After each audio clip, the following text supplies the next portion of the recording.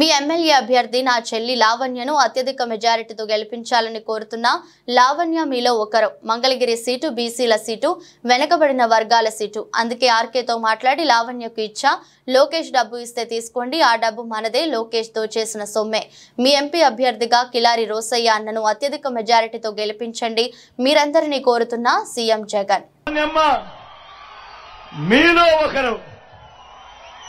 మీలో ఒకరు మామూలుగా మంగళగిరి సీటు బీసీల సీటు, మంగళగిరి సీటు మామూలుగా వెనకబడిన వర్గాల సీటు, అత్యధికంగా ఉన్న జనాభా వెనకబడిన వర్గాలు.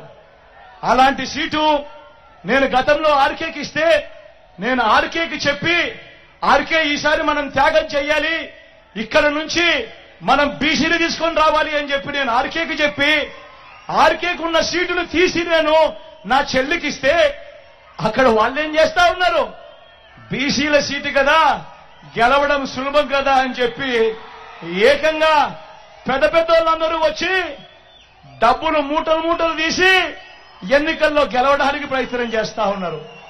కానీ నేను మీ అందరికీ ఒకటే చెప్తా ఉన్నాను, మీ బిడ్డ మాదిరి చంద్రబాబు బటన్లు నొక్కలేదు. మీ బిడ్డ బటన్లు నొక్కాడు కాబట్టి మీ బిడ్డ దగ్గర డబ్బులు కాస్త తక్కువ ఉండొచ్చు. కానీ చంద్రబాబు బటన్లు నొక్కలేదు కాబట్టి ఆయన పాలనంతా కూడా దోచుకోవడము, దోచుకున్నది పంచుకోవడం. కాబట్టి ఆయన దగ్గర డబ్బులు ఎక్కువ ఉన్నాయి. ఆయన మీకు డబ్బులు ఇవ్వచ్చు, 2000 ఇస్తాడో, 3000 ఇస్తాడో, 4000 ఇస్తాడో, 5000 ఇస్తాడో. కానీ మీ అందరికీ నేను ఒకటి చెప్తా ఉన్నా, ఆయన డబ్బు ఇస్తే వద్దు అనొద్దండి, తీసుకోండి. ఎందుకంటే ఆ డబ్బు మనదే, మన దగ్గర నుంచి దోచేసిన సొమ్మే ఆ డబ్బంతా. కానీ ఓటు వేసేటప్పుడు మాత్రం అందరూ గుర్తు పెట్టుకోండి, ఎవరి వల్ల మంచి జరిగింది, ఎవరు ఉంటే మంచి కొనసాగుతుంది అన్నది గుర్తు పెట్టుకుని ప్రతి ఒక్కరిని కూడా ఓటు వేయమని కోరుతా ఉన్నా. అలాగే నా పక్కన ఎడం వైపున రోసయ్యను నిలబడి ఉన్నాడు, ఎంపీ అభ్యర్థిగా తాను నిలబడతా ఉన్నాడు.